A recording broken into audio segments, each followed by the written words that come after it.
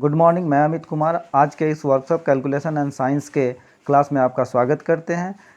Extraction of iron के अंतर्गत blast furnace and smelting process के बारे में पढ़ेंगे।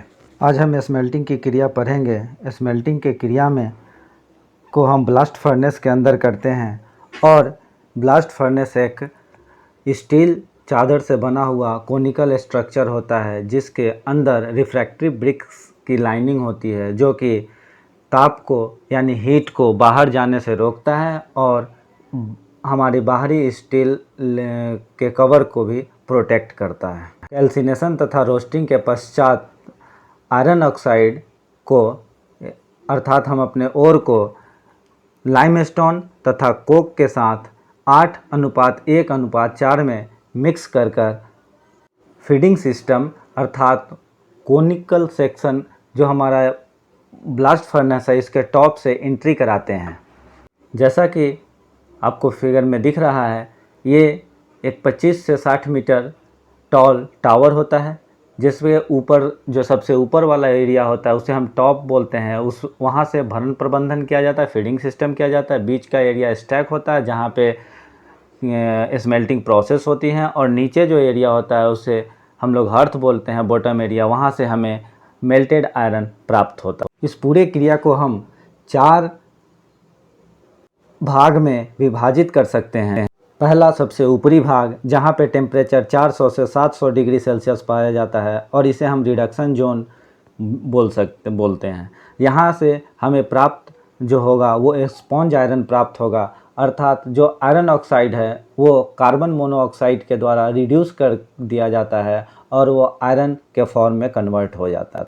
उसके नीचे वाले एरिया को स्लैग जोन के नाम से जाना जाता है। ये 1000 डिग्री सेल्सियस तक के आसपास होता है जहाँ पे कैल्शियम कार्बोनेट यानी CaCO3 ब्रेक होकर CaO प्लस CO2 में बदलता है। CO2 वहाँ से बाहर निकल जाता है और CaO SiO2 के साथ रिएक्ट करके कैल्शियम सिलिकेट बनाता है जो कि स्लैग है हमारे इस प्रोसेस से।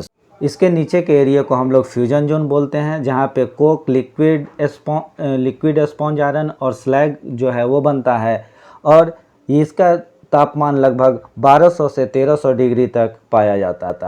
इसके नीचे कंबसन जोन होता है जहाँ पे कोक जो है वो कंबसन होता है और वहाँ पे हमको कार्बन मोनोऑक्साइड और कार्बन डाइऑक्साइड प्राप्त होता है। इसका टेम्परेचर सबसे ज़्यादा होता है और इसका टेम्परेचर लगभग 1500 से लेकर 1600 डिग्री तक होता है।